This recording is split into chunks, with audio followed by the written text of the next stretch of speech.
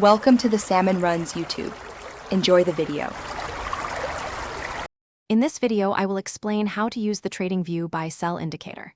This powerful tool helps traders identify potential entry and exit points in the market. First, navigate to the indicator's menu on TradingView and search for a suitable buy-sell signal indicator. Once added, you will see visual cues directly on your chart, typically green and red arrows, guiding your trading decisions. It's a straightforward way to get started with technical analysis. Interpreting the signals is quite intuitive. A green arrow appearing below a candlestick typically suggests a potential buying opportunity, indicating upward momentum. Conversely, a red arrow above a candlestick often signals a potential selling opportunity, suggesting downward pressure. However, it is crucial to confirm these signals with other indicators, like volume or moving averages, to increase your confidence and reduce false positives. Always seek multiple confirmations.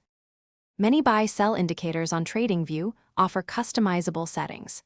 You can often adjust parameters like the look-back period or sensitivity to fine-tune its performance for different assets or timeframes.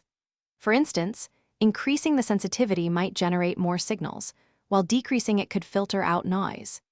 Experiment with these settings in a demo account to find what works best for your trading style and the specific market conditions you are analyzing. Personalization is key.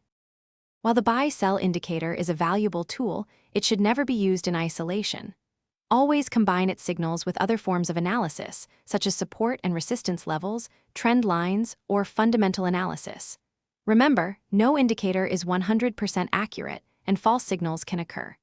Implement strict risk management, like setting stop-loss orders to protect your capital. A balanced approach is essential for long-term success in trading. Thanks for watching. Consider subscribing if we helped you.